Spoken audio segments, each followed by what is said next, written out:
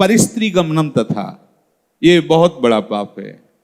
इसमें भागवत में आता है नरकों के वर्णन में कि जो स्त्री या पुरुष एक दूसरे को धर्म के विरुद्ध, जैसे जब तक ब्याह नहीं हुआ तब तक बच्चा या बच्ची को ब्रह्मचर्य रहना चाहिए।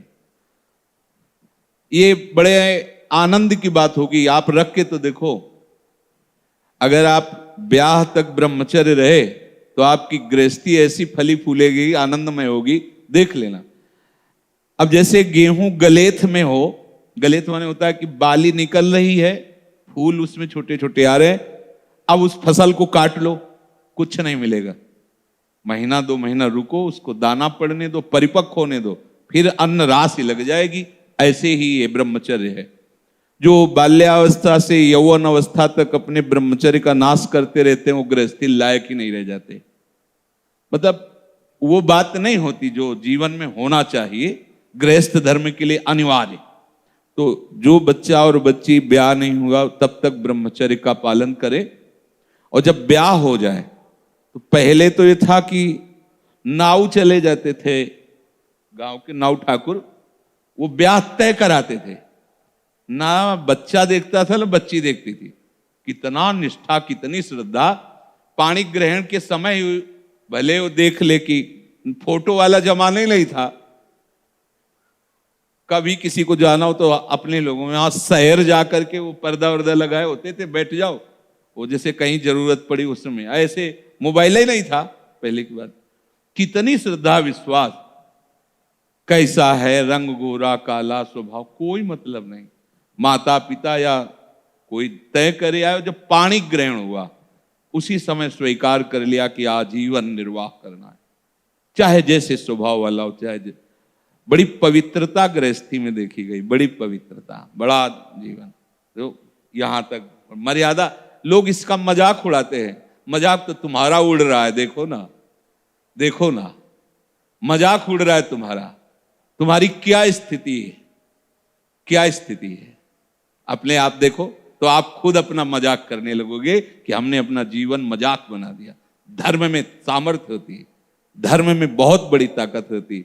ये जो बच्चे खिलवाड़ करते हैं या जो लोग खिलवाड़ करते हैं जानते नहीं। उसमें लिखा है कि जो स्त्री शरीर पर पुरुष से